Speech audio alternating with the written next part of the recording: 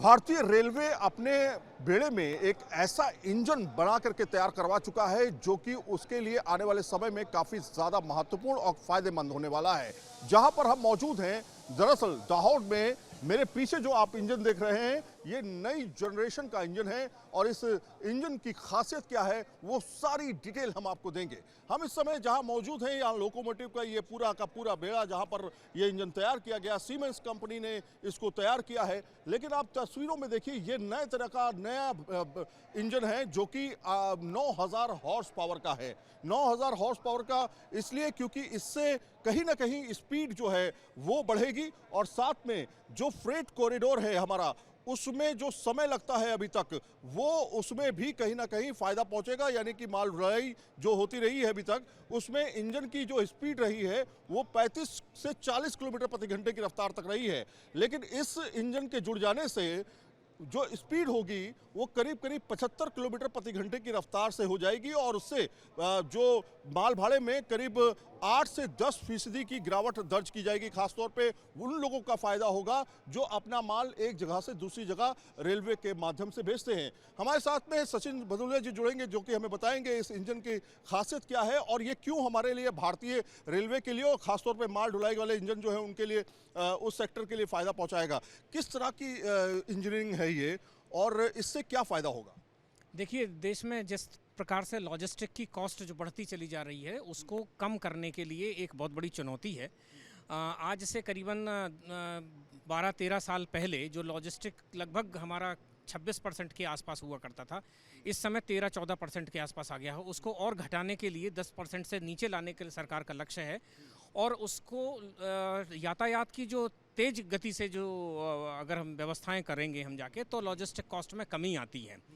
तो हम जानते हैं कि डेडिकेटेड फ्रेट कॉरिडोर बन चुका है, वेस्टर्न और ईस्टर्न लगभग कंप्लीट हो चुका है। इस साल के आखिरी तक जो है हमारे दोनों डेडिकेटेड फ्रेट कॉरिडोर 100% कैपेसिटी पर काम करने लगेंगे।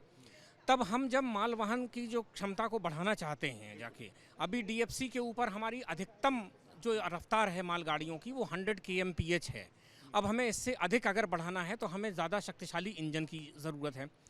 तो ये 3 साल पहले जब भारत सरकार ने एक इसको लिए कॉन्ट्रैक्ट को अपना जो वो निकाला था, जो बिड्स आमंत्रित की थी, तो सीमेंस कंपनी को ये कॉन्ट्रैक्ट फाइनली मिला था और ये 1200 इंजन बनाने का कॉन्ट्रैक्ट है जो 9000 हॉर्स पावर की कैपेसिटी का होगा। अच्छा, थोड़ा सा आसान शब्दों में समझाइए कि अगर 9000 हॉर्स पावर है तो क्या फायदा होगा और अभी हमारे पास जो इंजन है वो कितनी कैपेसिटी के हैं और उनकी स्पीड प्रति घंटा कितनी है?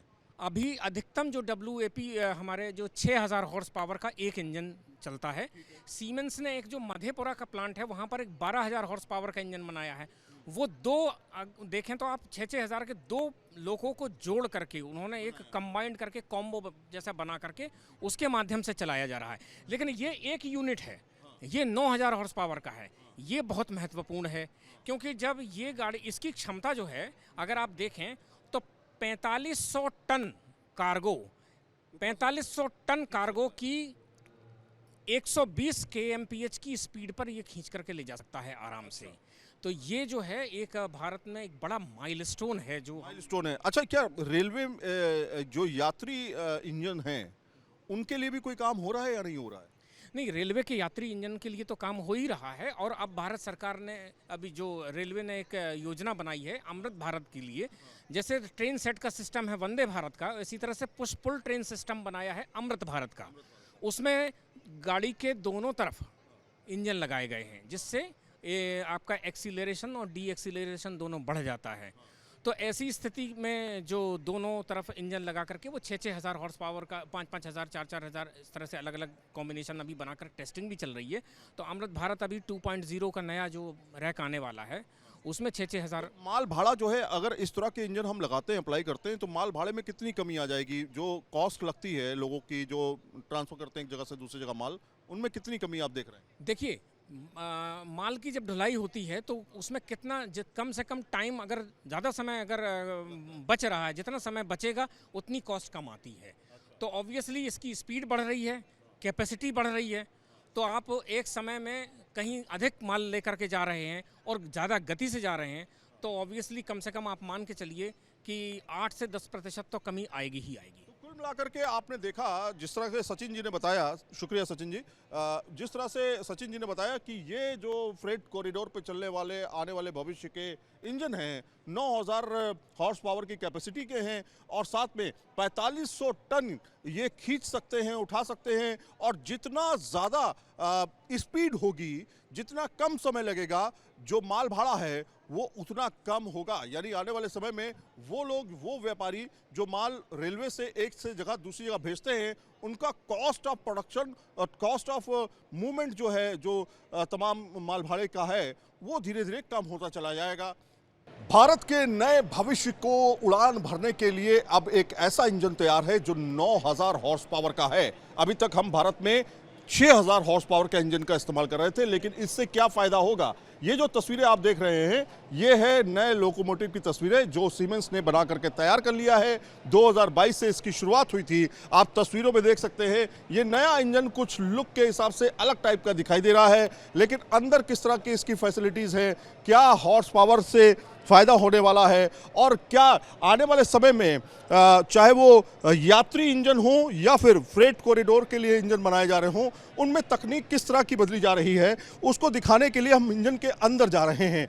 ये वो इंजन है जो भारत के भविष्य की तकदीर को लिखेगा और इसलिए इसको महत्वपूर्ण माना जा रहा है, क्योंकि आने वाले समय में फ्रेट हो या फिर यात्री हो, दोनों के लिए इंजन भारत में जो बन के तैयार हो रहे हैं वो काफ़ी महत्वपूर्ण है। यहाँ पे आप पहले देखिए, ठीक हम उस जगह पे बैठ गए हैं, उस जगह पर जहाँ पर जो लोकोमोटिव है, लोको पायलट है, वो यहाँ पर बैठ करके इस इंजन को चलाएंगे। आप पूरे पहले इस इंजन के अंदर के ऑप्शंस को देखिए, बिल्कुल आपको वंदे भारत ट्रेन जैसी नज़र आ रही होगी। बिल्कुल बड़ा बदलाव इसमें किया गया है, डिज़ाइन बहुत ही कॉम्पैक्ट रखा गया है, खूब हाईटेक डिज़ाइन इसमें तैयार किया गया है। लेकिन इन डिज़ाइनों के साथ में जो इसकी स्पीड होगी वो करीब आपको बताएं 75 किलोमीटर प्रति घंटे की रफ्तार होगी और 110 किलोमीटर प्रति घंटे तक जा सकती है, जो टॉप स्पीड है।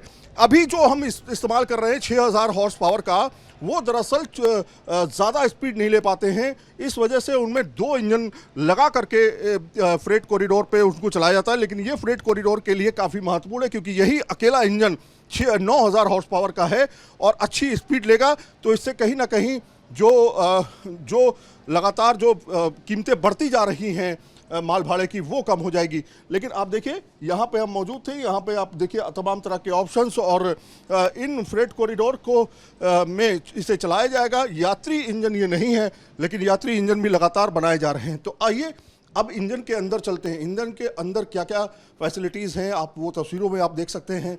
पूरे का पूरा इंजन का दिल जो कहा जाता है वो अंदर यहाँ मौजूद है और बिल्कुल क्लीन तमाम तरह के हाईटेक सिस्टम्स जो हैं वो यहाँ पर लगाए गए हैं।